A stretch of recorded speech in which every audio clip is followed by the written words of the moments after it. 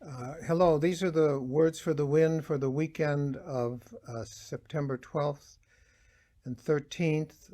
Uh, I am aware that September the 11th was Friday, a day of great suffering and confusion and spiritual and emotional and physical chaos, uh, and certainly a day of enormous tragedy for several thousand people and directly. And then I am aware as well of the unprecedented climate fires on the West Coast, and the sad omens that I fear those represent. And then as well, I am aware, as you are, of the turmoil and unrest and dissension in our country over many issues, racism and systemic violence and the absence of full participation in the responsibilities of citizenship and democracy. I don't prefer to turn this into a police issue. I mean, police are essentially represent us, and it's not fair to put the onus of uh, all of the turmoil on the backs of policemen, in my mind. I mean, they are our face, and we all have a responsibility, I think, to reflect on our roles in these various and sundry uh, serious national and spiritual and emotional and physical disruptions that are taking a toll, especially, I think, on young people, the school kids who have to be afraid and nervous, and then the polarization of healthcare, and those are just very unfortunate developments, but they're not, in my opinion, unrelated to the gospel for today.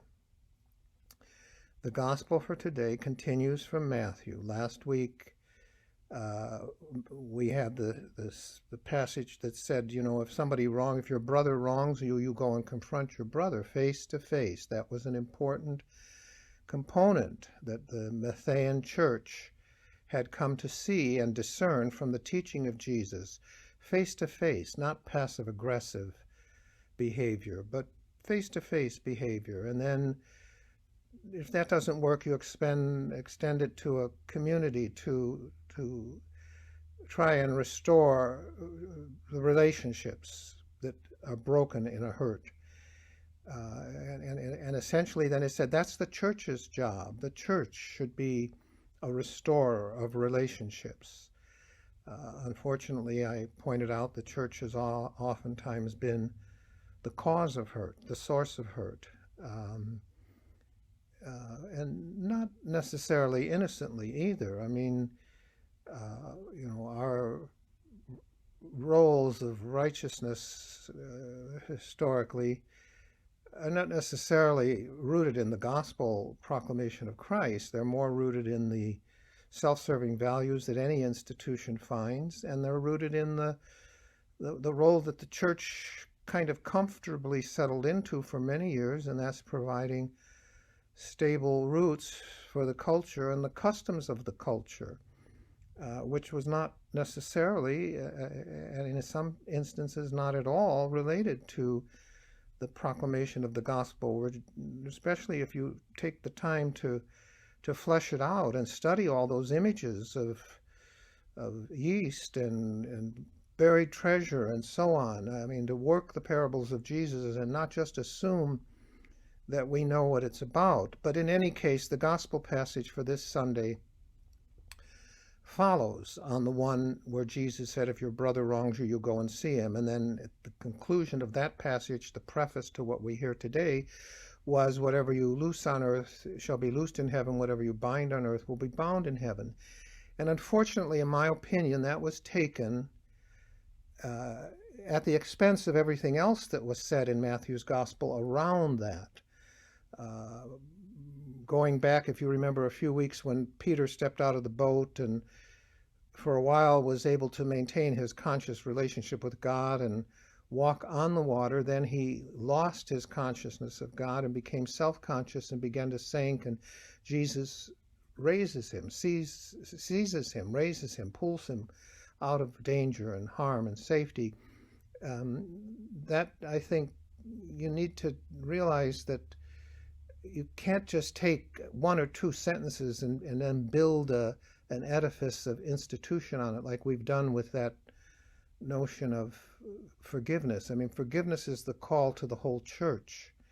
It's not just the role of the ordained priest to do the forgiving. Forgiveness is a much deeper part of the proclamation of the gospel. And today's passage is a parable where Jesus tells the story of well, first of all, he sets it up with Peter again, who he advances the plot, if you will, in Matthew's gospel. Peter says to Jesus, well, how often do I have to forgive my brother who wrongs me? 7 times? And Jesus says, no, not 7 times, but 77 times. And that is rooted in the book of Genesis, the 3rd and 4th chapter in the book of Genesis, with the story of Cain and Abel. Cain way overreacts to what he perceives to be rejection by God of his offerings, his sacrificial offerings, and the acceptance by God of Abel's sacrificial offerings. They're Adam and Eve's sons, the firstborns, if you will. And this is a primordial story of human consciousness. And it's an attempt by, the book of Genesis came late in Hebrew history. It wasn't the first thing written, and it's not a story about how God created the world and stuff. I know you can believe that if you want, but there's no way intelligently to sustain it other than wishing it were true, and it's not. But anyway, that's another argument or another day. The human consciousness came to the realization that the human person who is not forgiving of themselves has the capacity to over-retaliate when they feel they've been wronged. And so the story of Cain and Abel is an overreaction. But then 6 generations later, in Cain's great-great-great-great-great-grandson Lamech, Lamech feels he's wronged by a little boy, and he goes home and tells his wife that he took 77 times worth of vengeance out on that little boy because that little boy wronged him. If Cain got 7 times, he was entitled to 77 times. That's the accumulation of perceived wrong and the need to retaliate accumulating over generations. It's what we saw in the 80s in the so-called Bosnian War. It's what we saw in Northern Ireland in the so-called Troubles. It's what we saw in the overreaction, in my opinion, to the events of 9/11 in our incredibly expensive in every way, shape, and form war in Afghanistan and Iraq and so on. Though we overreact. I mean, it's the way we build our nations. We build our nations, and many, all probably, are built on the need to over-retaliate in case we're wrong. That becomes the all-consuming goal.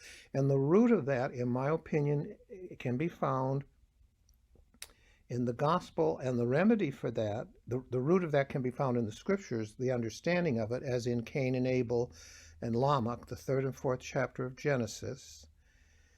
The remedy for it can be found in the gospel narratives, and you have to work at it. It's not just there.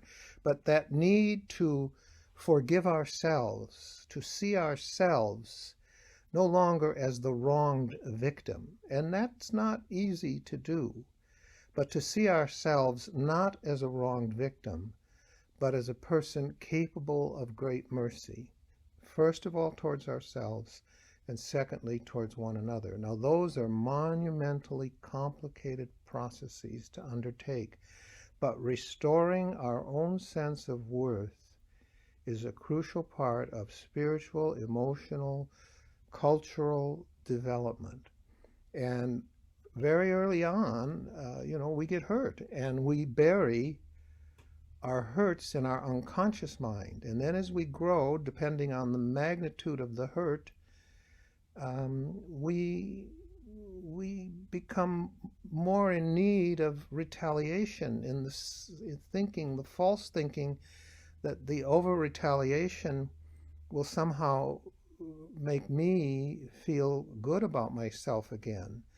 I told the story in the homilies at Masses this weekend of my latest aggrievement is when I don't turn left fast enough and the guy behind me honks, or the woman behind me honks. And so what I have the temptation to do is turn, speed up a tiny little bit, get them behind me, and then slam on my brakes and have them smash into the back end of my car. Now, of course, I don't want to do that, but there's that inclination to do that because somehow that honk activates in me every bit of shame where I didn't do what people expected me to do my whole life, and that gets activated and comes right to my conscious mind, and I need to get it out of my conscious mind by retaliating and causing that guy to suffer more than I suffer, or that woman to suffer more than I'm suffering. You think you're going to bring up shame in me, pal? You're going to get stuck with an enormous insurance bill and probably a big ticket. Now that's me, and we're all capable of that, and that's what the gospel's concerned with, the tremendous need that we have and the ability to accept the compassionate, merciful love of God. It requires many things. I mean, I think being loved by someone who doesn't have to love you is an experience that transforms many of us.